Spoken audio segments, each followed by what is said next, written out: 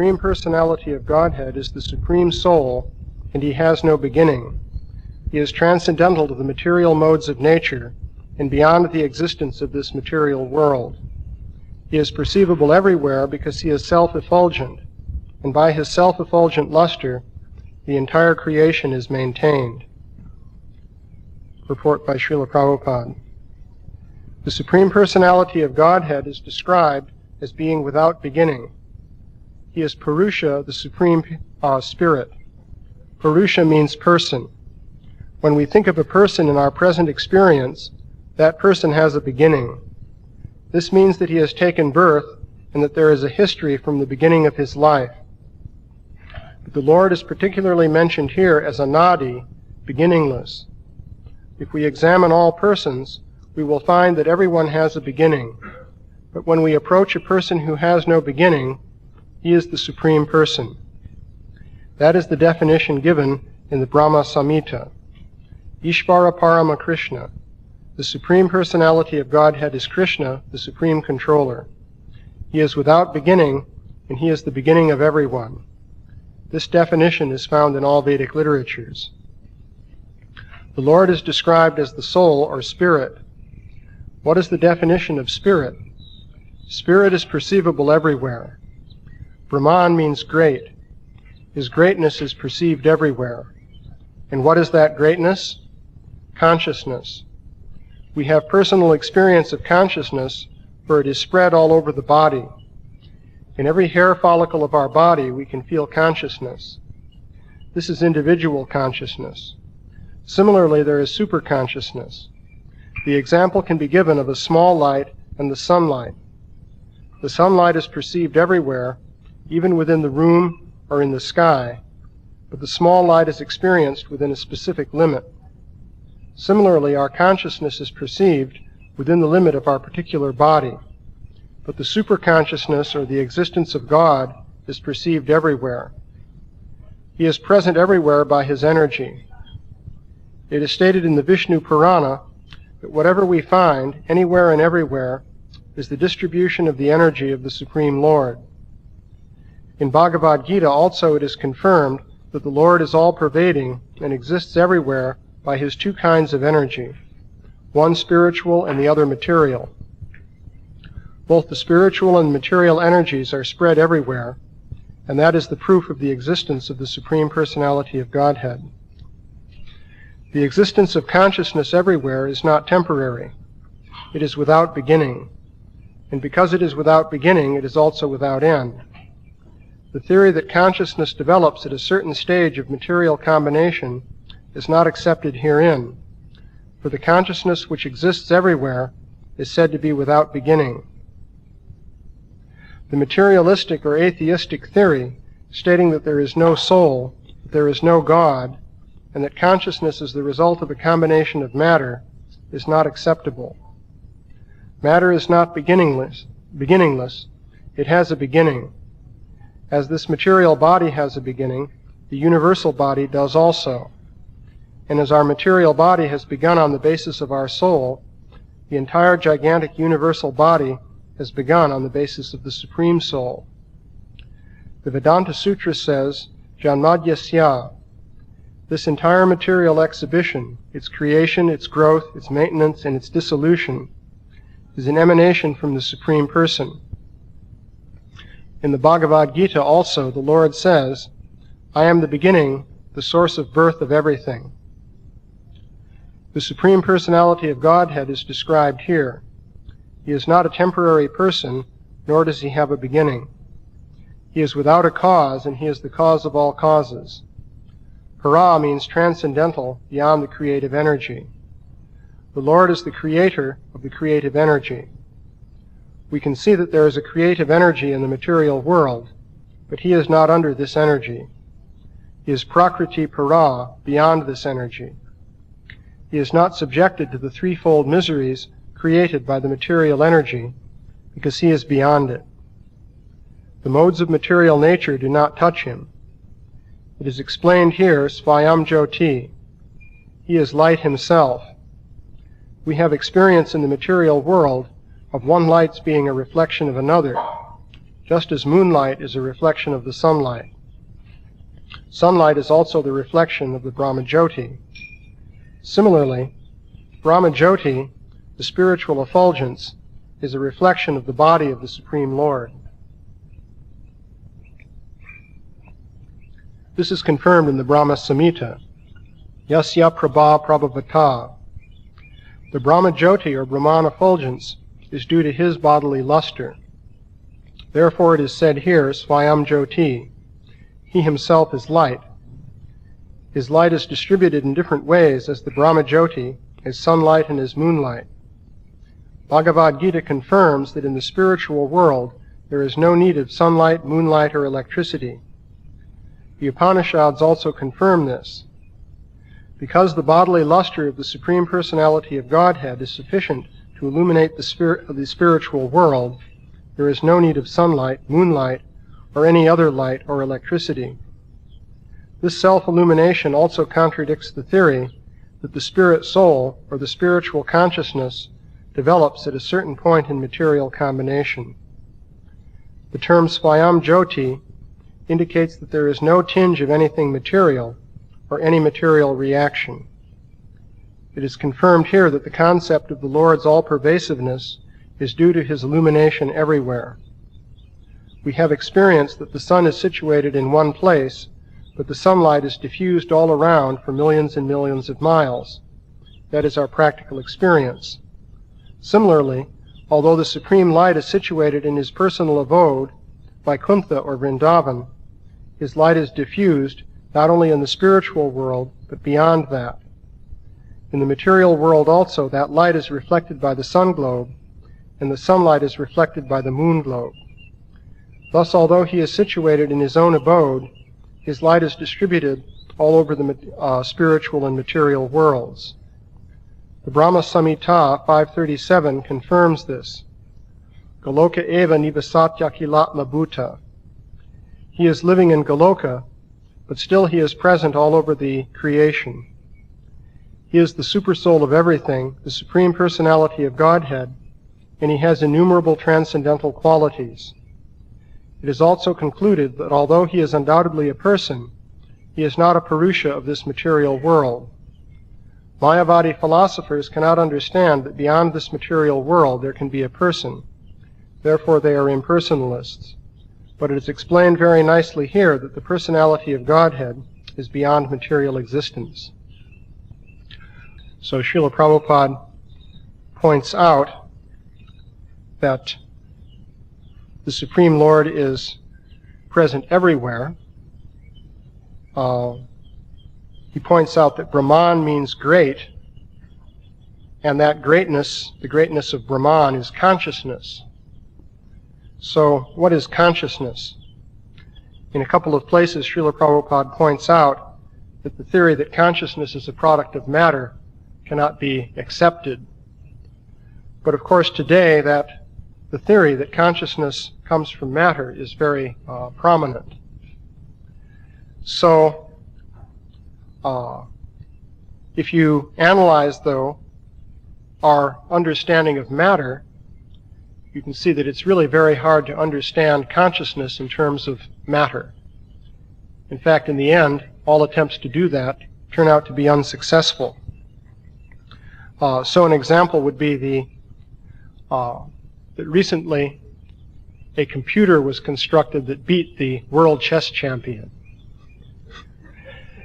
And some people have said, well, now at this point only real diehards can continue to maintain that the conscious mind is something non-material.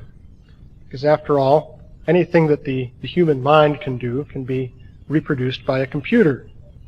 In fact, the computer can do more than the human mind. So one can ask, though, whether the computer that beat the world chess champion was conscious. Certainly the chess champion was conscious of being beaten. In fact, he was a little bit upset about it. And it's clear that the computer wasn't upset. Nobody programmed it to be upset. But Could the computer be conscious? One can ask that. There's a bit of a history behind this. It seems that in about 1947 or thereabouts, a British scientist named Alan Turing argued that a computer can think. And he introduced what he called the imitation game. And he said that anything a human can do, a computer could also imitate, to such a degree that you couldn't tell the difference between the action of the computer and the action of the human being. Of course, computers, at least nowadays, don't look like human beings, so you can imagine a setup in which you have a terminal set up in a room, and you type things into the terminal and you get back answers. And at the other end of the line, either there's a computer or a human being. And the question is, can you decide which is which? And Turing argued that it is perfectly possible that a computer could pass this imitation game. That is, you wouldn't be able to distinguish it from a human being. This is what he argued. So, and people have been arguing this ever since. Of course, the whole idea dates back to earlier times. For example, a fellow named La Metrier back in, I think, the 17th century wrote a book saying that human beings are machines. The human being is nothing but a machine, and ultimately the human mind is nothing but mechanical action. Quite a few philosophers have supported this idea. But if you look at, for example, computers, you can see that there's really no basis for saying that they have consciousness. For example, how did this computer work that beat the world chess champion? Well, we don't know the details, but you can understand in principle how it had to work. Basically, it just goes through a series of logical steps. For example, if you have a chess piece on the board, to know if it's being attacked by another piece, you just apply a series of logical steps. For example, is the other piece a bishop? Well, if so, is your piece on a diagonal? And are there any other pieces in between? If not, then you could be attacked by the bishop. So those are just logical steps. So you can break everything down to a series of logical steps. And basically, the way the program would have to work is it goes through all the different combinations. It says, well, could you be attacked by this piece? And could you be attacked by that piece? And so on. And it goes through all the combinations of moves that you could make. Well, if you move here, then this move could be made in response. And then if that move is made, you could move like this, and this other move could be made.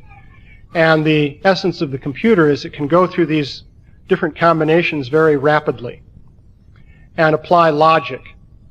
You can eliminate a lot of combinations that you have to test by logical analysis of positions, in which you say, well, this is a weak position. We don't want to move this way, and so on. But basically, it's just a matter of systematically going through all the possibilities. So the computer does this using logic. And the logic, you could say, you can analyze that further. How does a computer apply logic? Maybe it has a mind and it can think like people. That's how it applies logic. Well, not exactly. In computers, you have the logic is expressed in terms of a language. So you have statements in the language, if this, then do that, and so on. But language is just a matter of written symbols, so that still doesn't tell you what the computer does. Well, to analyze it further, you have to break down what is called the higher order language into more steps expressed in the lower order language. It's just like if you say, add two numbers together, say 47 and 23. That's a brief way of saying it on a higher order level. But then to get into the details, you'd say, well, add the 7 and the 3, and you get 10, and you carry the 1, and you go through all the details. So the specific little steps would be the same thing expressed on a lower order, and that actually does the addition for you. So in the computer, you have lower order steps, such as the 1 and 1 give you 0 and carry the 1 in binary, for example, and so on. So you have a whole bunch of these steps being carried out. And finally, how are the steps carried out? Well, you represent, say, 1s and 0s with electricity flowing through a wire or electricity not flowing through a wire. And then you have little gadgets involving transistor circuit junctions, so that, say, if electricity flows through 2 wires, then it'll flow through the 3rd wire. But if it's flowing through only one of the 2 wires or neither of them, then it doesn't flow. And so that represents the logical operation of AND. A and B gives you C, and so on. So ultimately it comes down to a whole bunch of little circuit elements and electricity flowing through wires. And this expresses all these steps, which ultimately give you the result of beating the world chess champion. That's how it breaks down. And of course the essence of it is in the details. But the question is, well, where would consciousness come into this whole thing? Well, what is really happening is electricity is going through little wires and circuit junctions. Well, suppose you have some electricity flowing through a wire. Does that produce consciousness? Most people would think that it doesn't. But you might say, just for the sake of argument, just to be really perverse about it, that yes, electricity flowing through a wire somehow produces consciousness. But then there's the question, well, consciousness of what?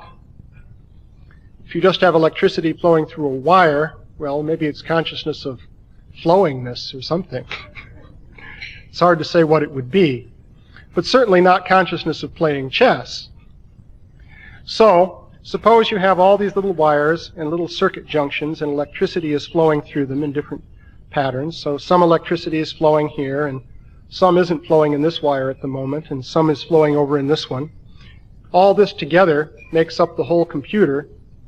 Why does that combine to create consciousness of playing chess?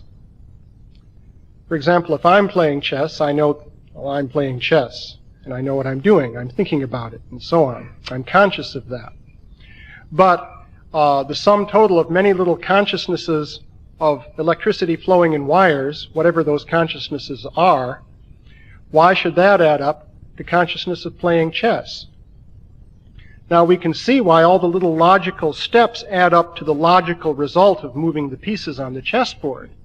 That you can understand because you can just follow it out step by step, and it's just like adding numbers. You get the end result. So it works mechanically in that way. But there's no reason to think that there's any consciousness of it. And even that assumption that a wire with electricity flowing in it somehow produces consciousness of flow or something, it's an entirely arbitrary assumption. I mean, there's nothing about a wire, there's nothing about electrons that would in any way justify the idea that consciousness is associated with that. In fact, you can analyze fully the complete operation of the computer without even bringing in the concept of consciousness. If you do bring it in, it's a completely artificial thing that you've dragged into the picture. So basically, if you fully analyze what the computer does, you'll see there's no basis for saying that there's consciousness there. So what about the human? Now we know that, let's say Kasparov or whatever his name is, was conscious. At least if you ask him, he'll say that he's conscious. Of course, that's a problem. You could program a computer to say that it's conscious. So you type into the computer, "Are you conscious?" And it types back, "Of course I'm conscious, aren't you?" So you can program that. But that doesn't mean that it is conscious.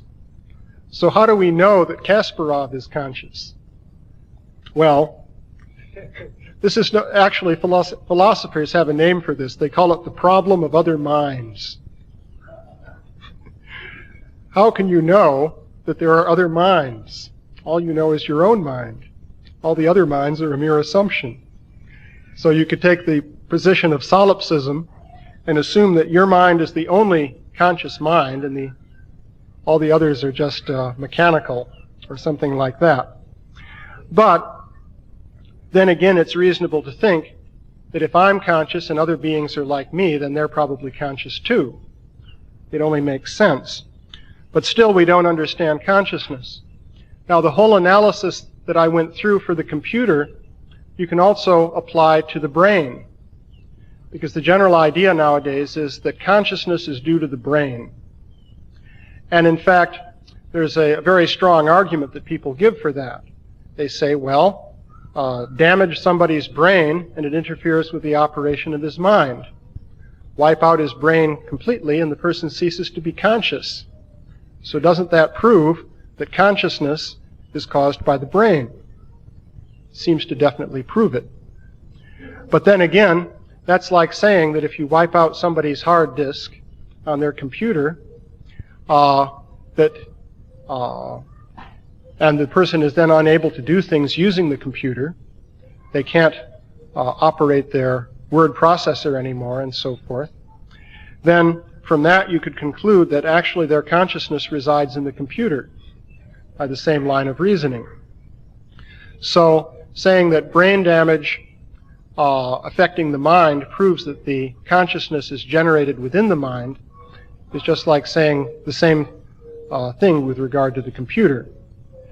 So, and if you apply this analysis to the brain that I applied to the computer, you can go step by step, break down the brain into neurons and look at nerve impulses traveling down axons and so on and so forth. And again, the question is, where do you find the consciousness? Basically, you won't find consciousness anywhere in the brain. But yet consciousness exists. So this is actually a great mystery. What is consciousness? And in what sense does that exist? So the Bhagavatam, of course, is saying that this consciousness is fundamental and it exists without beginning. It is, of course, this idea of fundamental is important. The opposite to that is the concept of reductionism. You can reduce your understanding of one thing to your understanding of something else. For example, you could reduce your understanding of addition to the understanding of the specific rules. Apply the addition table to this column and then carry the number over and so on and so forth. So you can reduce that down to something more basic. But some things are irreducible, even within physics. For example, you have the idea of the electron, which has electric charge. Well, what is electric charge? As far as the physicists are able to say, electric charge is simply irreducible. It's a fundamental thing. You can't break it down into something less. So, similarly, consciousness is actually an irreducible element of reality. So, that much you can basically understand by introspection and careful thinking about the operation of material phenomena. Beyond that, though, it is stated here that there is a universal consciousness. Now, it turns out that people actually have experience of this. Srila Prabhupada said in several places, and also the verse says, that the consciousness of the Supreme Personality of Godhead is perceived everywhere. Of course, many people are not in a state of consciousness which enables them to perceive this. But nonetheless, it is possible to perceive universal consciousness everywhere, and many people do have experience of this. It requires, actually, for the person to go into an altered state of consciousness. Interestingly enough, this can be brought about by disruption of our ordinary material consciousness. For example, there are the out-of-body experiences in which a person has a heart attack or something like that, and they experience entering into this realm of light in which they are surrounded by universal knowledge, so they report. So there are experiences of that nature. And it turns out that many people have these experiences without having to go through some physical trauma. They just spontaneously have the experience. Then again, there are yogis who seek this kind of experience by various processes of yoga and so forth. So there is a universal consciousness which apparently you can tap into, and this universal consciousness is associated with light and universal knowledge. And so that is there. And that is one aspect of God which is being described in this verse. So those are a few observations. Let's see. I guess I'll stop there. Are there any questions or comments? Yeah? The thing that I find a bit strange about these out-of-body experiences or whatever, it is no indication of qualification of the person that has such a thing that happens to them. And whatever they react to it is just kind of randomly and created something. So how do you explain that? The question is, out-of-body experiences seem to happen to unqualified people, and they don't seem to get much out of them on the average. So how can that be explained in terms of the Bhagavatam, which would certainly assign great importance to realization of universal consciousness and so forth? Well, apparently these kinds of experiences are fairly common, and it is more or less our own cultural conditioning that limits our awareness of these things. But research that has been done to investigate different kinds of religious experiences, for example, show that large numbers of people report experience of something that sounds very similar to Brahman. This is paralleled by the out-of-body experiences, which also are reported by large numbers of people. So it would appear that some degree of access to the Brahman universal consciousness is fairly easy to attain. Now the question, though, is, well, how do people respond to this? If people are heavily conditioned by the modes of material nature, then what you find is that if they do have some brief transcendental experience, that tends to then be overwhelmed by their material conditioning. And so they fall back into their normal material pattern of activity.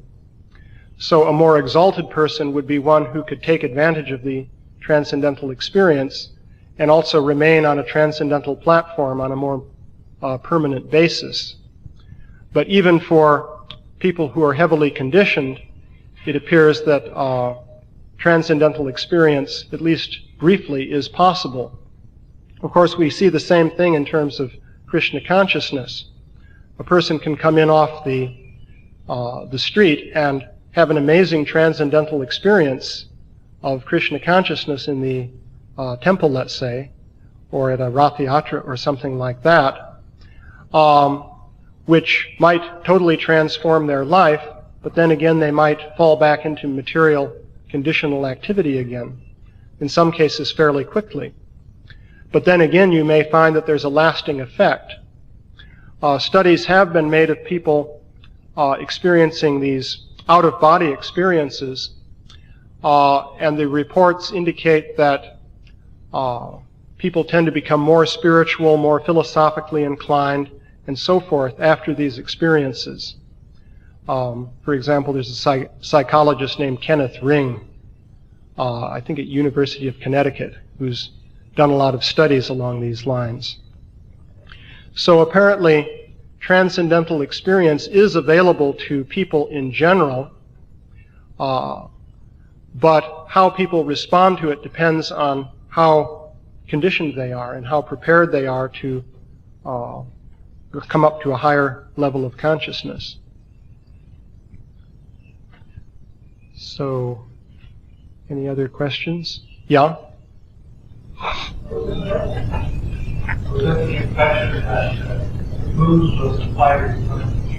Yes?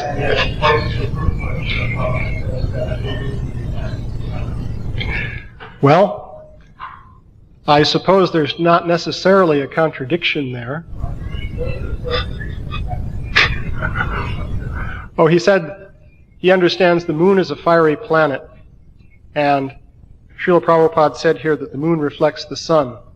Well, of course, I'm only aware of really one place where Srila Prabhupada said the moon was fiery, namely in the 5th canto where he refers to the Kusha grass in Kusha Dweep, and which is referred to as being like cool flames. And he refers to cool flames on the moon. But in many places he has referred to the moon reflecting the light of the sun also. So perhaps both are true. After all, he does refer here to the sun reflecting the Brahmajyoti, and we regard the sun as a fiery planet. So, also it would appear that there are different meanings to the word reflection here. Because, for example, the idea of the moon reflecting the sun is that you have this inert sphere sitting here, and light from the sun is coming here and bouncing off, and then we see the light. But in the case of the sun reflecting the Brahmajyoti, it's not that you think that the Brahmajyoti is like a flood searchlight beam and the sun is sitting here and Brahmajyoti is reflecting from it. Clearly something different is meant there by reflection. In fact, how does that work? Since the Brahmajyoti is everywhere, why isn't the Brahmajyoti reflecting off these walls as brilliantly as it does from the sun, in which case you couldn't even look at the walls? So there has to be some special arrangement for the sun to extract power from the Brahmajyoti and radiate that as visible light. So there are different meanings to reflection. He also said in the purport the Brahmajyoti is a reflection of the Supreme Person. That seems to be yet another meaning of reflection. So, yeah? Matter has beginning. Yeah. Matter is one of the energies of the Lord. And therefore, the Lord says the energies is that what is a living universe. Right. So how is it that matter has a beginning? How is it that matter has a beginning is the question. It would appear that you'd have to interpret matter there to mean matter in a fully developed state, because matter goes through different stages of development, from pradhan to mahatattva and so on up to earth, air, fire, water, and ether, and so on. So matter in its fully transformed state has a beginning, but that beginning would be the point at which it becomes developed from pradhan.